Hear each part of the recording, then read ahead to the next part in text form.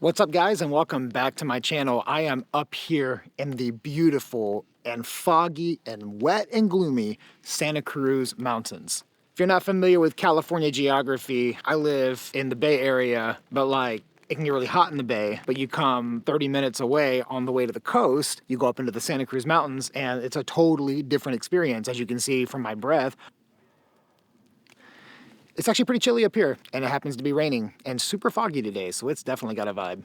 What we're doing today is we are comparing a 35mm lens for Leica M by Voigtlander. It's the Ultron Vintage version 2, and we're going to compare that against the 35 Summilux because these are in two very different ballparks when it comes to pricing. But how do they do in image quality? I'm going to put them both at the Voigtlander's lowest aperture, which is f2, and I'm going to shoot both around this little area here and see if we can A/B and find out, is the 35 Summilux, which costs 5 times more than the Voigtlander, is it 5 times better? Let's go find out.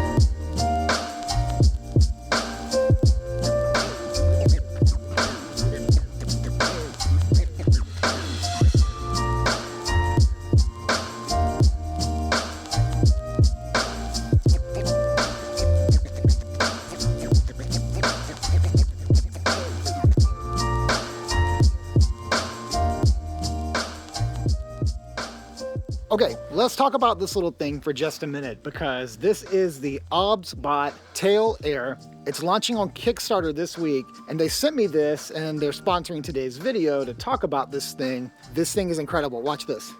Okay, I'm gonna Bigfoot walk through the trees with this thing and see what it does. Hey, I'm right here. Let's flip you around. Okay, here we go. You see me? Yeah, it just found me. Watch. It's literally keeping me in the camera.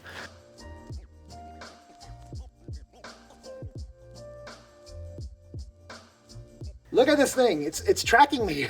It's the craziest thing. Am I going over here? It follows. Or maybe I'll come over here. Maybe this way. Maybe a little more. And it follows me. All right, let's get in front of it, and I'm going to tell it to stop recording. Done. Blinking. It's over. Stop tracking. Good. We're done. As someone who's frequently skeptical of all new technology, just in the sense that these brands you haven't necessarily heard of, you don't know what they're doing, they send you things, a lot of it could be really cheap, and I've used some cheap gimbals and cheap gear, especially in the camera world, you get what you pay for. This thing is awesome. It's the first thing I've received that I'm wow, I will use this.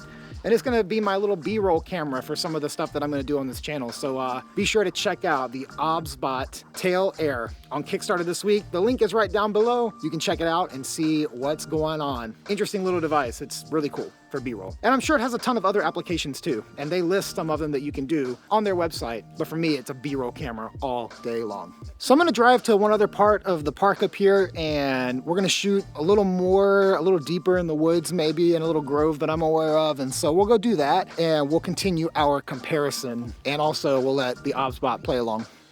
Okay, I'm gonna shoot a few more comparing the 35 Summilux and the 35 Voigtlander, digital and film. Although I will say I'm a little concerned about the film side because I got 200 ISO and it is dark up in here today. California is typically the brightest place on earth at any given day, except in the Santa Cruz mountains here. We get a lot of fog. This rolls through the bay, and this is why San Francisco is typically so foggy, because, look at all the fog, but it is beautiful. Photographs amazing. Gonna shoot a little more and we'll see what happens.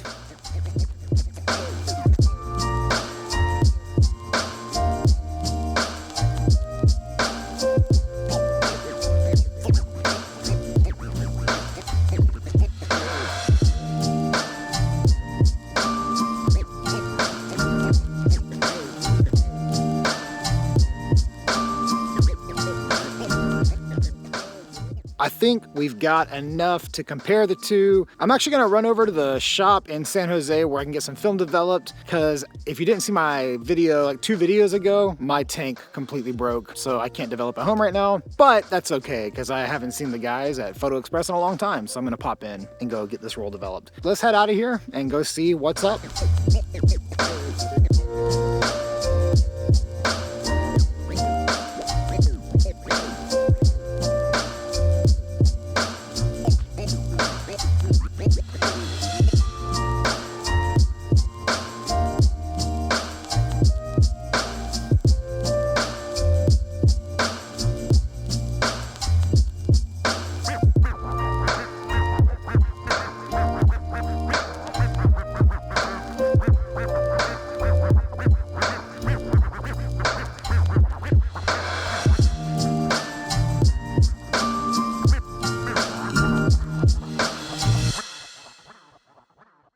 Okay, so a little out of order today because you already saw the images and we're not going to sit here and edit them or anything. I literally just scanned the film using the preset that I use across them all, so there was no individual colorization of the film scans. And when you saw the M10R files, they were just straight out of the camera, raw files, nothing added to them. So here are the conclusions that I draw after seeing these images side by side, looking at the film, looking at the digital. I definitely feel like when it comes to film, the Summilux blows the Voigtlander out of the water. If you're shooting on film, the Summilux is so good that it makes the Voigtlander lens look really cheap, which in the Leica world, it actually is cheap. However, in the digital application of the M10R, I honestly had a hard time really telling the difference between the two images. The vignetting is a little different between the two, and the Voigtlander is a touch softer than the Summilux, but for the most part, they are very similar. So if you are shooting digital only, unless you like really have the desire to have a Leica lens, like the Leica Summilux or Summicron, if you're just looking for a 35 to go out and shoot with, if you're shooting digital, I think the Voigtlander Ultron is like amazing. Truly, I was super impressed with it. So let's talk about the pricing of these two. I'm just gonna pull them up on B&H. If you were to go out today and buy a brand new 35 Summilux, you are going to spend $5,395 plus the tax. So you might be approaching $6,000 for a brand new Leica 35 Summilux. Let's compare that to the Voigtlander 35 Vintage Line VM2. Got a very long name. That lens, brand new, is $849. So when you add the tax in, you're approaching $1,000. The Leica lens is 5, almost 6 times more expensive than this lens. Again, if you're a digital shooter, I don't know if I could ever recommend, unless you have the Leica Summilux in mind, I don't know if I can recommend it over the Voigtlander when it comes to like your value for dollar. Now, yes, resale value and investment. And again, like if you're shooting Leica M cameras, you probably are in a position to maybe get some Leica M lenses as well. But is it 5, 6 times better on film? Yes. On digital? I don't think so. This whole thing really fascinates me. I'm not one to get into pixel peeping and trying to like get every minute detail. It's like more about practical application and what does your practical images look like. If you want a scientific study, of course, there's people out there that do that. It's just not me. I hope you found this video to be interesting and helpful. And I also hope that you check out the OBSBOT Tail Air, because that thing was pretty cool to use today. And the hand gestures for controlling it, you just give it a wave and it tracks you, and then you give it the okay to start and stop recording. That's freaking amazing. I'm very impressed with it. So thank you to OBSBOT for sending this little camera here and for sponsoring today's video. Drop a comment below. Tell me what you think and if you feel like the conclusion would be the same for you between the 35 Summilux and the Voigtlander 35 Ultron Vintage Line VM version 2. Thank you guys for watching, and I'll see you next time.